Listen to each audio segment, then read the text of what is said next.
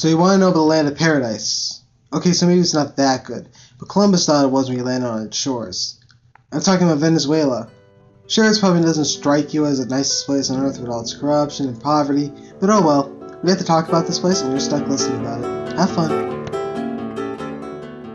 Anyway, in his rather misguided quest to find India, Columbus stumbled on the north shore of South America. He was like, dude, this is India! And then proceeded to kill everyone for not being Catholic. Even though it probably cost the Spanish government millions and took Columbus 2 months to make this journey, you could have probably get there from St. Louis in about 5 hours if you have $1,300 for that plane ticket.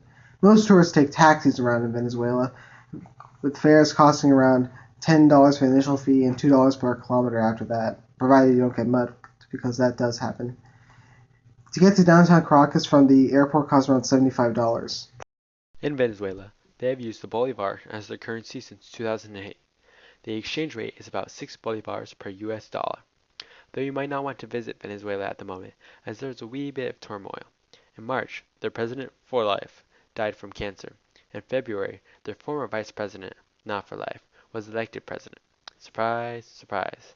Now, opponents of the president-elect are tearing up the streets and lighting voting offices on fire. The students are probably not in school at the moment. United States and Venezuelan diplomatic ties are rather strained at the moment.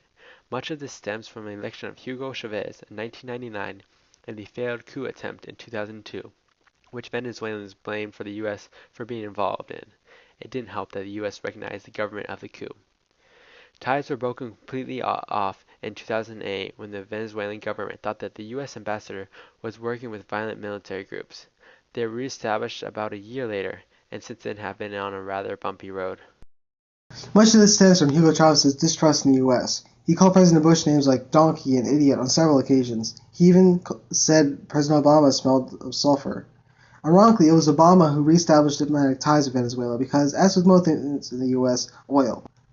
Venezuela has a lot of it, and we import a lot of it. While the news makes it sound like all our oil comes from Saudi Arabia, Venezuela actually exports just as much oil to us. Of course, Canada beats both of them, but this is Spanish class, not French-English class. It's difficult to have a discussion about Venezuela without bringing up Hugo Chavez, a difficult man to define. To some, he's a champion of the common man who struggled until his death to help the people of Venezuela. To others, he's a corrupt, power-hungry dictator. Starting off as a poor boy in the country, he rose through the military to become the president of Venezuela in 1999. Since then, he's won the support of many of the people for his promises of social reform. Venezuela itself isn't technically a socialist country. It's a federal presidential constitutional republic. But Chavez has instituted many social programs to both the excitement and dismay of others. While he's had an idealistic view for Venezuela, much of it has been clouded in corruption and violence of the reality of what goes on. He died recently in 2013. Besides Hugo Chavez, Venezuela has several other famous people. One of these notables is Diana Mendoza, Miss Venezuela 2007 and Miss Universe 2008. Since then, she has done work for humanitarian issues such as promoting HIV and AIDS education. In Venezuela, kids are required to go to school from the ages of 5 to 15. Higher education is offered for free to all citizens, though many people do not take this path. Most elementary schools work on a rotating basis, some kids taking classes from the morning to the afternoon, and other kids taking classes from the afternoon to the evening. It's really not all that different from the U.S., except all schools in Venezuela are required to wear a uniform. There are some different main staples of the Venezuelan diet. First, you have arepas, which are basically cornbread. They are made using the cassava root, which you may know as tapioca. When arepas are made using tapioca, they are called casabe. Another important Venezuelan staple is black beans.